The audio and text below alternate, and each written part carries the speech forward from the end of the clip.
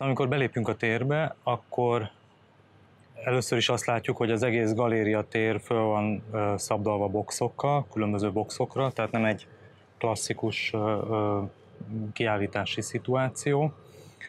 Noha vannak festmények, de ezek mind külön elszeparált kis helyekből nézhetők, és a központi eleme a kiállításnak az egy installáció, ami eredetileg egy orosz avantgárd művésznek a terve alapján készült el. Ez egy reklám vagy propaganda célokat szolgáló installáció lett volna, és maga korábban egy futurisztikus tárgy volt. Itt viszont most úgy látjuk ezt a tárgyat, és valószínűleg meg sem valósult ebben a formában, de most itt úgy látjuk ezt a tárgyat, ami már elpusztult, tehát egy valamilyen fiktív jövőbe van helyezve. És ez az egész kiállításra jellemző, hogy egy picit olyan, mint egy antropológiai kiállítás, vagy valami olyan, ami egy alternatív valóságot mutat be. Tehát, hogy nem tudjuk, hogy milyen időben vagyunk. Az én fikcióm szerint ez a kiállítás a jövőben van, ahol visszanéznek a múltra, arra a múltra, ami a mi közeljövőnk lesz majd. Hogyha most elképzeljük, hogy a klímaváltozás és egyéb társadalmi folyamatok által valamilyen civilizációs összeomlás, vagy valamilyen kisebb megroppanás következik be, akkor ezt tulajdonképpen az azutáni állapotból nézünk erre vissza. Which cannot be put into words, free from the known, which is not translatable, that is not recognized.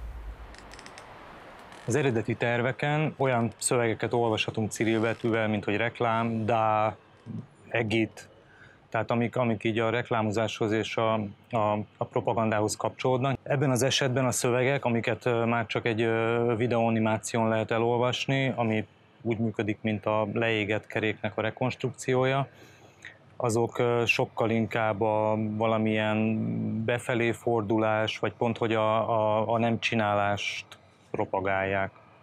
A kiállításon elég sok szöveg van, a keréken túl is, tehát nagyon sok különböző forrásból állnak ezek össze, tulajdonképpen ezek a szövegmontázsok, amiknek egy részét máshonnan vettem. A kerék esetében ezek főleg különböző spirituális gondolkodóktól, leginkább Krishnamurtitól lévő idézeteknek egy újra szerkesztett változata.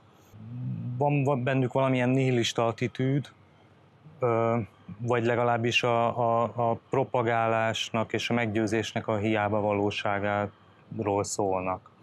Ezt a nihilizmus persze nem úgy kell képzelni, vagy nem feltétlenül úgy, mint egy ilyen pánk attitűd, hogy akkor nem kell semmivel törődni, vagy nincs holnap, hanem sokkal inkább kötődik ahhoz a Gandhihoz kapcsolódó elképzeléshez, hogyha az ember nem csinál semmit, akkor nem is generál újabb problémákat.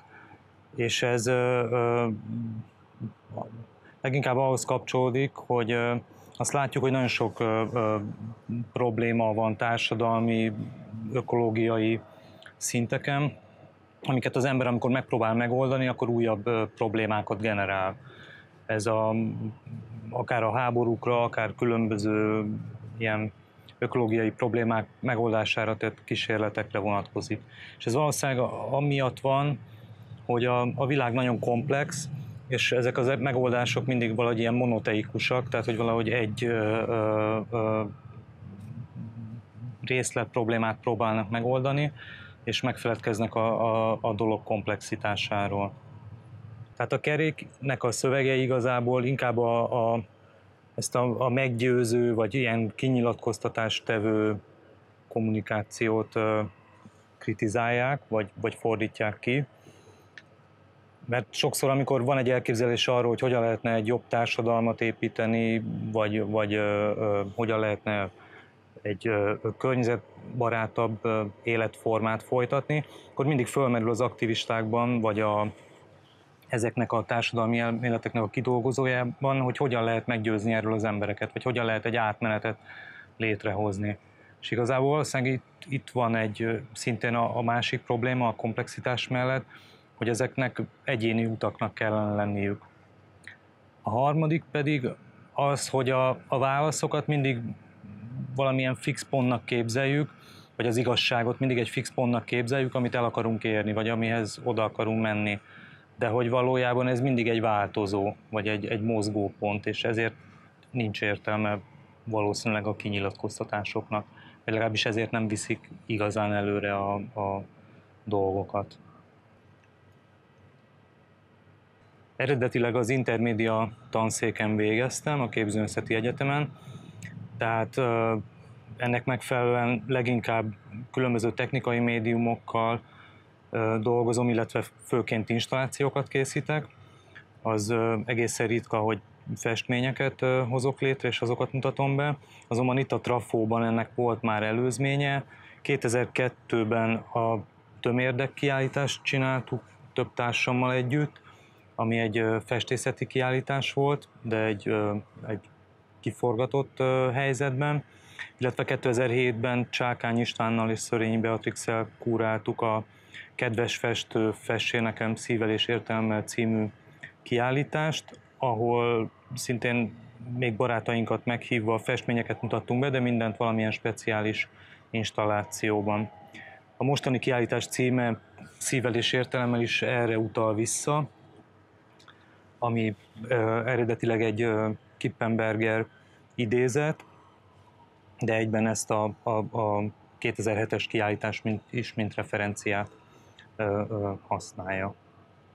Látunk itt erdőtüzet, klímaváltozásnak más aspektusai, akár az eljegesedés, vagy a permafrostnak a felolvadása, áradások, tehát nagyon sok ilyen dolog, illetve hát egyes képeken, vagy legalábbis kettőn megjelennek ennek valamilyen társadalmi lecsapódásai, tehát a hatalom és az emberek között lévő feszültség, vagy nem tudom, a termelő munkát végzők és a hatalmat őrzők munkavégzése közötti feszültség, illetve az egyik képen egy bizonytalan csoportot látunk, akik valamilyen társadalom kívüli figuráknak tűnnek, vagy csoportnak, akik félelmet is kelthetnek, de egyben lehetnek valamilyen új társadalmi szerveződésnek is a csírái, valamilyen törzsibb világnak. A perma mit? A permafrost szó állandó vagy örök fagyot jelent, és olyan talajra utal, amely tartósan legalább 2 évig fagyott állapotban van. Ezek a képek azon túl, hogy ezekről a problémákról valamilyen módon elgondolkodtathatnak, még ráadásul a kiállítás által egy ilyen speciális kontextusba kerülnek. Tehát az egész kiállítás valamilyen alternatív valóságban történik, vagy valamilyen fiktív jövőben. Magát a befogadói attitűdöt is teljesen máshogyan irányítják, mint egy klasszikus kiállításnál. A képek megvilágítása is sokkal inkább hasonlít videóvetítésekhez. A szemembe villant pár rikító szín, de ellenálltam a kísértésnek, hogy bármit is rendesen megnézzek. Aztán Minden képhez kapcsolódik egy kis mini hangjáték is, ami szintén egyrészt erre a fikcióra erősít rá, másrészt eleve földob egy csomó olyan jelentést, ami a néző fejébe is előjöhetne, de ezáltal kioltódik. Tehát a néző arra is van kényszerítve, azon túl persze, hogy egy speciális pozícióban nézze a képet, és hallgassa a hangjátékot, hogy még próbáljon valami mást is gondolni. A képekhez készült szöveg között is több adaptáció vagy referencia van. A legfontosabb talán a Paul Auster Holdpalota című könyvéből vett rész, amit ahogy belépünk, az első képnél lehet hallani ennek egy átiratát. Sétálgatsz a kiállításon, megnézel más képeket, aztán visszamész. Eltöltesz előtte még 15 percet, teljesen átadod magad a képnek, mintha csak az a festmény létezne az egész világon, semmi más. Aztán ott hagyod.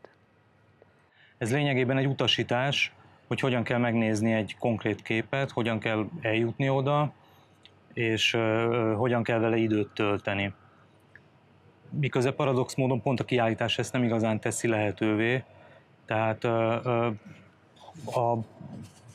az instrukciókat pont egy olyan kép előtt kell végighallgatnunk, amire az instrukció szerint egyáltalán nem is kellene figyelni, de mégiscsak valahogy ez kialakíthat egy harmadik befogadói attitűdöt, mármint ahhoz képest, ahogy egy néző alaphelyzetben nézné meg ezt, meg ahhoz képest, ahogy ebben az utasításban hangzik. Tehát valamilyen köztes pozícióba fog mindenki keveredni. Az eredeti Auster szövegben egy vakember bízza meg az ő asszisztensét, vagy segítőjét, aki egyébként könyveket olvas fel neki, hogy menjen el és nézzen meg egy konkrét képet, de oly módon, hogy végig közben kizárja a valóságot, úgy utazik oda, mint egy vak, és utána viszont több mint egy órát kell a képpel töltenie, egészen részletesen megnéznie és tulajdonképpen megtanulnia a képet, hogy ezt később el tudja mesélni, hogy mit is látott. Mindazáltal, amit eddig elmondtam, abban is, vagy amellett abban is talán speciális, hogy itt nem arról van szó, hogy megnézzük XY művész által létrehozott műveket, amik az ő személyiségének a kifejeződései, vagy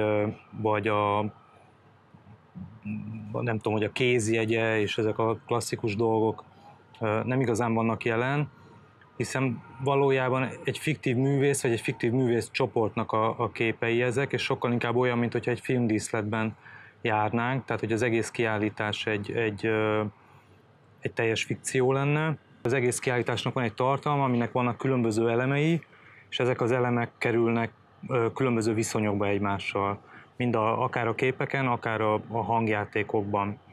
Nagyon sok utalás van, vagy szó, vagy olyan kulcsfogalom, amit több hangjátékban is fölbukkan más-más kontextusban, így ide-oda utalnak egymásra.